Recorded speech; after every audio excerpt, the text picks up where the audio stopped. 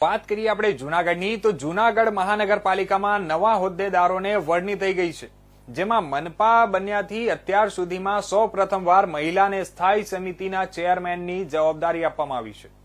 મહાનગરપાલિકાની 60 બેઠકમાંથી 48 બેઠક પર ભાજપ, 11 બેઠક પર કોંગ્રેસ અને 1 બેઠક પર અપક્ષ ઉમેદવાર વિજેતા બન્યા હતા। આજે મેયર, ડેપ્યુટી મેયર અને સ્થાયી સમિતિના ચેરમેનની પ્રથમ બોર્ડમાં વરણી કરવામાં આવી છે। મનપાના કમિશનરે નવા હોદ્દેદારો ચૂંટવા માટે બોલાવેલા જનરલ બોર્ડમાં મેયર તરીકે ધર્મેશ પોશિયા, ડેપ્યુટી મેયર તરીકે પ્રથમ વખત વિજેતા બનેલા યુવાન આકાશ કટારા અને સ્થાયી સમિતિના ચેરમેન તરીકે જૂના જનસંઘી પલ્લવીબેન ઠાકરને વિજેતા જાહેર કરવામાં આવ્યા છે। સ્થાયી સમિતિના ચેરમેનની મહત્વની જવાબદારી જૂના ભાજપી અને મહિલા નગર સેવકને આપી છે। ચૂંટાયેલા નવા હોદ્દેદારોને શહેરના બાકી રહી ગયેલા વિકાસના અધૂરા કામોને તાત્કાલિક પૂરા કરવા માટેની ખાતરી આપવામાં આવી છે।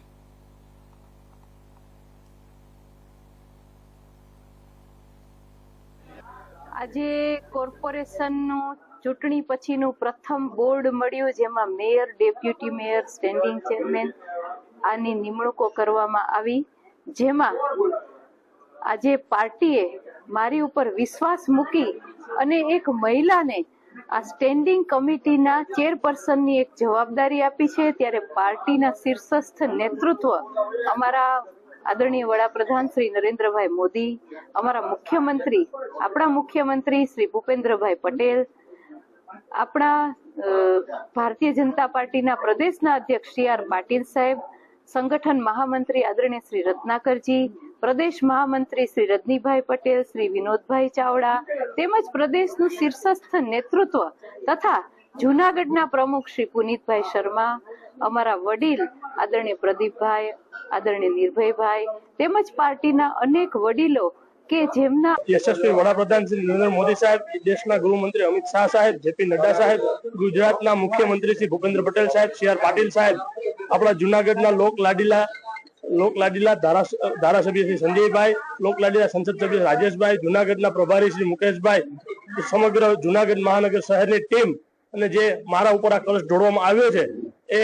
ભારતીય જનતા પાર્ટીના ડેપ્યુટી મેયર તરીકે જે મને પસંદગી કરવામાં આવી છે, જૂનાગઢના સારામાં સારા કાર્ય અને પ્રજાલક્ષી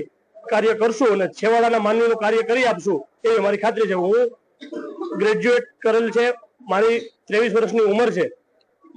25 વર્ષ મારા ફાધર હતા, 15 વર્ષ મારા કાકા હતા અને 9મી ટર્મ મારી આવેલ છે, જે ભારતીય જનતા પાર્ટીએ પસંદગી કરેલ છે